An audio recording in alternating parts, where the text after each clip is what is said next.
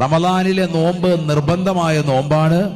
ആ നോമ്പിൽ രണ്ട് കാര്യങ്ങൾ നിബന്ധനയാണ്. ഒന്ന് തബീത്ത്, രാത്രിയിൽ തന്നെ നിയത്ത് വെക്കണം. അഥവാ മഗ്രിബ് മുതൽക്ക് സുബഹി ബാങ്ക് വിളിക്കുന്നതിന് മുമ്പായി നിയത്ത് വെക്കണം, നിർബന്ധമാണ്. അങ്ങനെ നിയത്ത് വെച്ചില്ലെങ്കിലോ ഒരാൾ നിയത്ത് വെക്കാൻ വിട്ടുപോയി, മറന്നുപോയി, അല്ലെങ്കിൽ പിന്നെ ആവട്ടെ എന്ന് പറഞ്ഞ് കരുതിയിരുന്നു, അവസാനം സുബഹിയുടെ ബാങ്ക് വിളിക്കാൻ ഉറങ്ങിപ്പോയി. എന്താണ് അവൻ ചെയ്യുക? നേരം വെളുത്താ പിന്നെ പരിശുദ്ധമാക്കപ്പെട്ടതാകുന്ന നോമ്പിന്റെ പവിത്രത മാനിച്ചുകൊണ്ട് നോമ്പുകാരനെ പോലെ തന്നെ പകൽ മുഴുവനും നിലകൊള്ളണം. എന്നിട്ട് പിന്നീട് റമദാൻ കഴിഞ്ഞതിന് ശേഷം പിന്നീട് ഒരു ദിവസം എന്ത് വേണം? പെരുന്നാളും ഒക്കെ കഴിഞ്ഞ് ഈ നോമ്പ് ഖളാ വീട്ടുകയും വേണം. കാരണം നിയത്ത് വെച്ചിട്ടില്ല.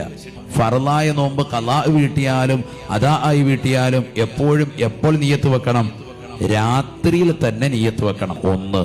രണ്ട് നിബന്ധനകളാണ്. മറ്റൊന്ന് തഈൻ, നോമ്പ് ഏതാണെന്നുള്ളത് വ്യക്തമാക്കണം. റമദാനിലെ നോമ്പ് റമദാൻ ആണ് എന്നുള്ളത് വ്യക്തമാക്കണം. അപ്പൊ നമുക്ക് നോമ്പിന്റെ നിയ്യത്തറിയാം. നവൈതു സൗമ ഗദിൻ അൻ അദാഇ ഫർളി റമദാനി ഹാദിഹി സനതി ലില്ലാഹി തആല. ഒരാൾ ഇത്രേ കരുതിയുള്ളൂ, നവൈതു സൗമ റമദാൻ, റമദാനിലെ നോമ്പിന് ഞാൻ കരുതി.